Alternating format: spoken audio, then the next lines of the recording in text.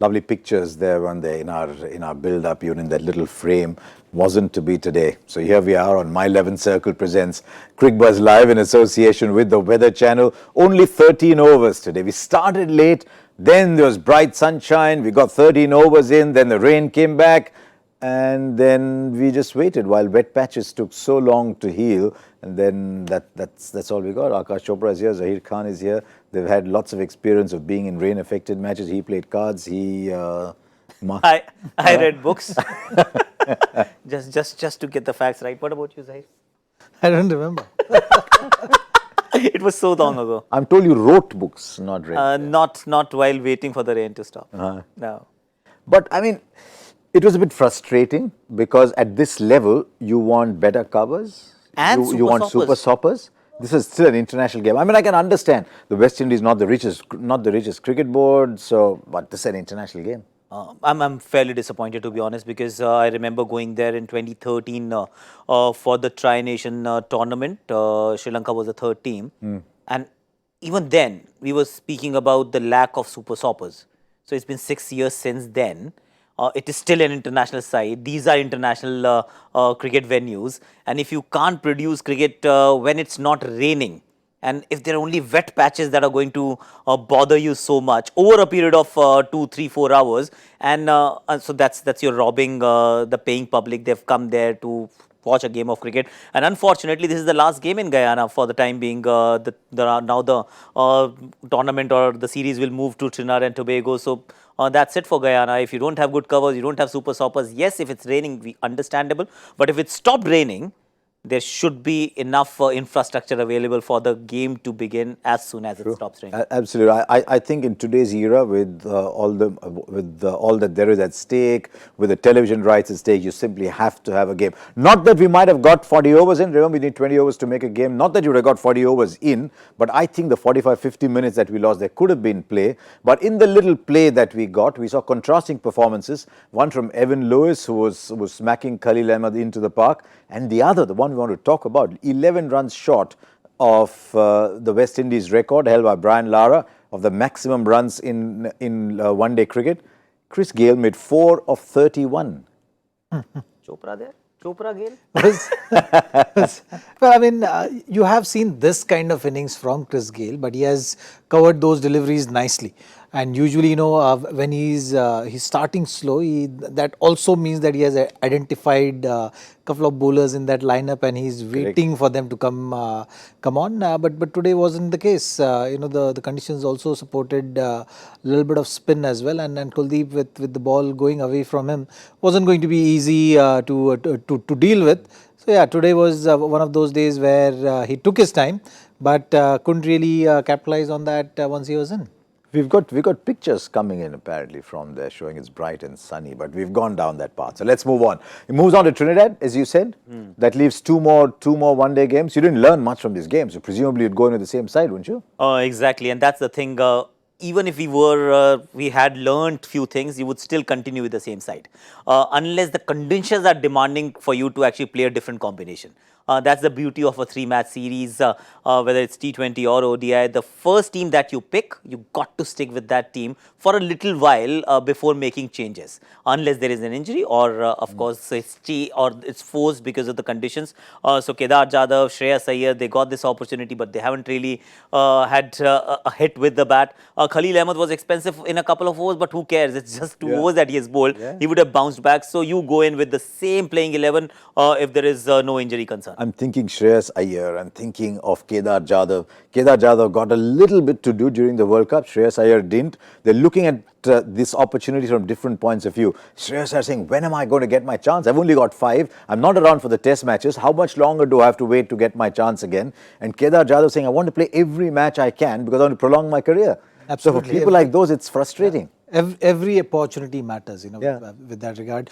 And usually you've seen once the big one is over, the World Cup, you've seen that teams go through a slight transition phase as well, So where that becomes a important phase for many cricketers to make sure you again restart and in a way cement your place So this phase actually is quite a critical one for few of the cricketers in that Yes. team for sure, with regard to cementing the place. And Shreyas Iyer for sure is one of them who will be thinking, okay, fine, now here's the opportunity, I have to make most of it, so that if he's able to succeed, then you suddenly in a year or so will again start talking about the next big one coming, say a few years down the line. Zach is right. Team managements do think in that fashion.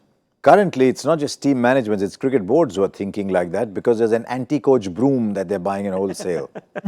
And it's an anti-coach broom. They're just sweeping all the coaches of the world away. Mickey Arthur from Pakistan is just gone. Chandik Singh of Sri Lanka is just gone. The Bangladesh, Steve Rhodes from Bangladesh has gone. Phil Simmons from Afghanistan is gone. Trevor Bayliss finishes. He's not been sacked, but Trevor finishes. Otis Gibson from South Africa is gone. Mike Hesson, Kings 11 Punjab has gone. Mike Hesson from Kings 11 Punjab. So Tom Moody for Sunrise Hyderabad gone. So there is a broom there. Patjhad. Patjhad, yes. No, there's more coaches that are on their way out. So I mean, suddenly if you want to be a coach, there's a lot of applications, a lot of CVs being written. Now the West Indies themselves, who's coach of the West Indies? No? Maybe he's on his way out as well, because there's changes happening in West Indies cricket wholesale too. So that's where we are. We now move to Port of Spain. The West Indies, just like in India, you had such little cricket being played that I don't see too many changes happening, because the West Indies had already budgeted for 2 spinners. Sometimes at Port of Spain, you get slowish tracks, you want a little bit of spin, but the West Indies have already budgeted for 2 spinners, so I think they'll play the same side again. I think so too. Yeah. And particularly when the game is not being played, on what basis you're actually going to make those changes, unless it's a green top or a rank turner, that's the extreme you're talking about. If you're not going to get any extreme conditions, then those tactical changes will not happen. They'll continue with both the teams will continue with the same playing 11. Yeah, Floyd Reefer is, of course, the coach of the West Indies, but he hasn't been coach for too long either, and you don't know how long he will be coach. So and remember, of course, the Indian team coach, there's interviews that will be happening middle of the month. Ravi Shastri gets an automatic entry into the selection process. There have been 3 or 4 others. So there's India looking at potentially a different coach, or maybe just continuing with the same one. So there you are. That's what we had today. Not much to report on, sadly. 13 overs. Now, as we said, I don't see too many changes happening either. Looking forward to Trinidad. I'm just looking forward to some game. I mean, it's been a damn squib so far. Let's say with 2 games in Florida, 2 games in Guyana. Quite literally, yes, you're right. Yes. Because every time if the game is getting affected by rain, conditions also get affected, so to speak. The pitch is not exactly how it should be. That's what we saw in Florida for the first game. Second game, DLS decided who won that game. I thought there would have been a little more exciting game to follow, because Pollard was still batting at that time. Third T20I, India did win with a lot of ease. But first ODI, see, you don't want rain. And to be very honest, even though we've spoken enough about context and all of that, but at the same time, you do want to see how Khalil is maturing as a bowler. You do want to see maybe Navdeep Saini in the next game. So that's the only possible change that I would think There of. is one plus, though. There is an India A, West Indies A series That's going happening, on. correct? And Mayank Agarwal has scored runs. Shubman has scored a century. Priyank Panchal scores runs everywhere. There have been wickets, but Shubman Gill from 14 for 3 was 146 not out, which is invaluable time for someone like Shubman Gill, right? Because he's going into decent sized games. They're not the biggest games in the world, but he's going to difficult situations, which is part of his learning. It's important as well, because he did play in New Zealand, isn't it? So he's Currently 199. Yeah, and he's one young talent for future for sure. Who everyone is keeping an eye on, and sooner he grows into and makes that progression to the international level, better it is, because he's also one of those guys who is rated very highly. So the middle order question which we all have been looking to answer for the longest time, he's definitely in one of those contenders for those positions which you're talking about. Yeah, he has to be. He's done everything. He bats everywhere too, but he's done everything that's required. Now, when we come back in a couple of days for the game in Port of Spain, remember, you can join in the game too by going to the my11circle.com, downloading the app, and then picking a team and playing. It's great fun when you pick your team. You've been doing it all along, of course. So go to my11circle.com and create your own team. And you've got Dada Ka Wada. Remember, beat him and win 3 times more cash. So if winning against your friend is not enough, now you can win against Dada as well. You've been seeing the ads around too. This program is also brought to you in association with the Weather Channel. So let's see. I mean, we talk about forms. This is the most important thing. And 20% chance of rain in the morning in Trinidad on the 11th, then 10%. How much havoc is that 35% going to create? Let's just assume it isn't. Humidity is 73, 77. It gets to 87. It's always humid in the West Indies. Temperatures high of 31, 29. It is a hot, humid place in the West Indies. But you just hope that there is no rain. It's a nice place, Trinidad, but it's even nicer when there's people in at the Queen's Park Oval and you want to see a bit of cricket. And so we'll join you then on that game. Remember, once again, we're on air at 6:30 for that one. And the game starts at 7 o'clock. But even though there was no cricket today, hardly any cricket, just 13 overs, there was enough time for you to answer the joy factor question. So let's see what the question was again. The joy factor, here it is. And it's actually something that some of us here guessed. On a list that starts with Bruce Taylor, the last 3 names are Tom Blundell. I think that was a giveaway. Tom Blundell, Hamish Rutherford, and Jimmy Neesham.